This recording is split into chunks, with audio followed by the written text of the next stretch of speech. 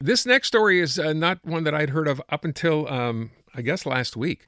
And then I thought, given everything else going on in our health sector these days, and the news typically is not good for on a lot of different fronts. You're going to hear more about that later in the show, because Urgence Santé, a story that really has not been shared very much, is one of those that will be affected by this. But there's a new AI tool developed here in Quebec that aimed to predict the likelihood of death in the year following a patient's hospitalization. Now, you can imagine how this would have been helpful in science, doctors, etc., but it is on hold for now.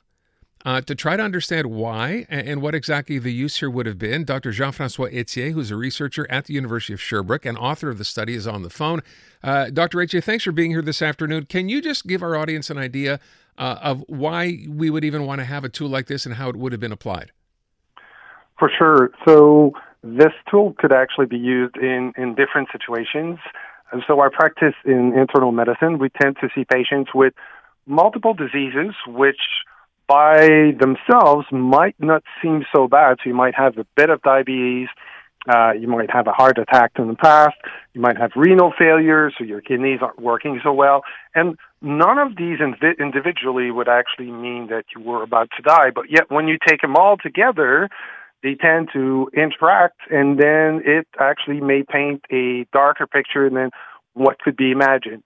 But you can also see it the other way around. Sometimes we tend to say, oh, this person is too old, it's an elderly, so we might not offer, for example, surgery. But then the tool has been able to demonstrate that sometimes age is not enough, and we know that there are very healthy elderly patients that could benefit.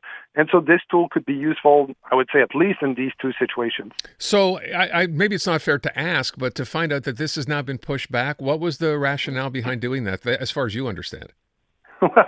I have exactly the same question, and that's a bit what led to the article in La Presse and all the other media venues. We were actually, when you think about computer projects, informatics projects in Quebec, right, we think about doubling the budgets. We think about projects that are late, that aren't working. Our project was on track, actually, to be delivered earlier than expected. We were well within budget. Completed to about 90%, and there was an abrupt stop on October 22nd, like around 5 p.m. And to this day, we don't really have a clear answer as to why it's been stopped. I've asked multiple times. I've asked for meetings that were denied. So still a big mystery, I would say. What about the, and I'm just trying to understand, it sounds like when you talk about it from your perspective, it makes a great deal of sense. It's nice that you have something predictive enough that would actually be able to help a patient or people working with that patient. What's pushback from other people in the field? I mean, there's some suggesting this is not really a great thing. Why? I'm not sure. To be honest, I haven't had really any pushback just because we're not forcing that on anyone. Actually, the patients would want to know that to make more informed decisions. So think, for example, we're offering you for back pain a big surgery. That would imply that over the next 10 years, you'd have much less pain. But over the next few months, it would imply the risk of surgery, staying in hospital for a long time, and then rehabilitation. So it's bad short term, but you do it as an investment to have less pain over time, like in the next 10 years.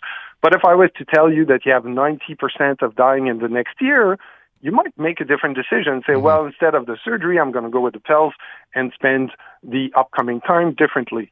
The physicians and nurses dealing with patients, all the clinicians, would feel much more comfortable to be able to give more accurate information because the patients will ask us all the time. For example, you get I'm saying you, but a patient would get a cancer diagnosis. First question is going to be, am I going to die? So we're already doing it now. The tool was just offering a much more precise way and personalized way to have accurate information. So I still don't know why that would be an issue. What about the idea then, and I think some have reacted by saying, well, wait a sec, this, if you already know that a patient is likely to die, then he or she won't get that, similar treatment that they might need to prolong their lives, and that would be unfair to the patient. Does that apply? No, and because as I was saying, we're actually doing it right now. For example, if you go and you receive a cancer diagnosis, we're going to say, well, you're stage 1, 2, 3, or 4, for example, and we're going to say in 5 years, the risk of dying or the chance of being alive is X, for example, 30%.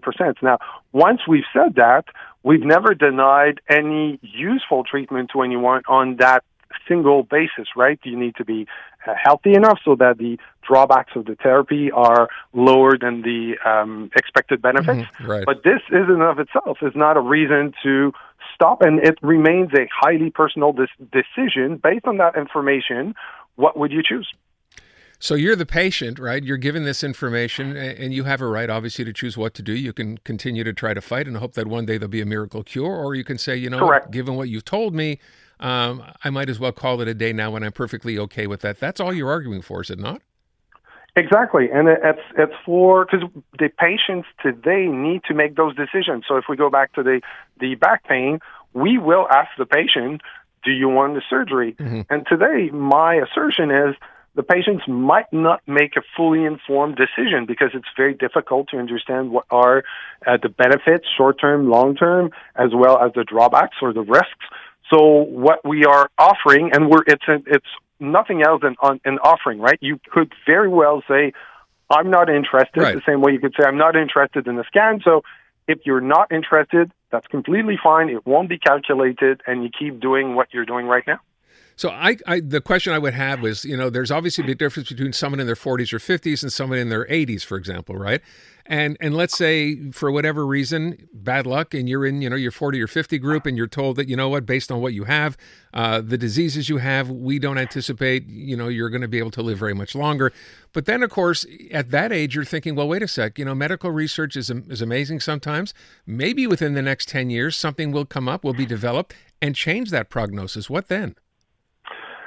That's a good point. And what we're saying is up until now, with patients similar to you, here's what's happening. And one thing to remember, it's in the next year. So we're hoping to push the field further, and other, obviously, research teams.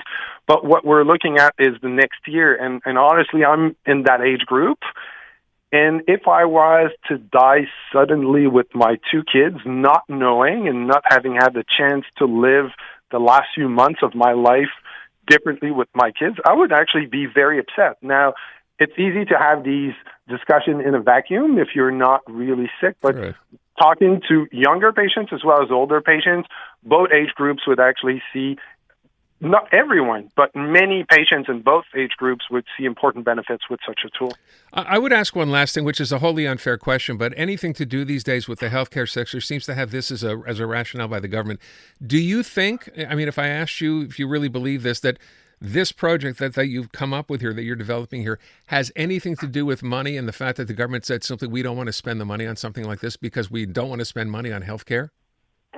Well, so I'm a scientist, so I'll be very careful here. But what I can tell you is that this project was funded by IPAM, so l'Institut pour la pertinence des actes médicaux. And we know that the most recent law for physicians actually axed it, and the health ministry took the money. Now, I was advised that the project was canceled on October 22nd, so on a Wednesday night, and on the Friday morning, or Tuesday or Wednesday, on Friday morning, they were discussing the special law. It's a temporal correlation. Both arrived very, next to each other. Is there a cause from one to another? To this day, I don't know because I can't get to the bottom of it. I hope this is not the case. I've had echoes from the health ministry saying that it would not be related. It seems to be more related to the University Health Center here in Sherbrooke.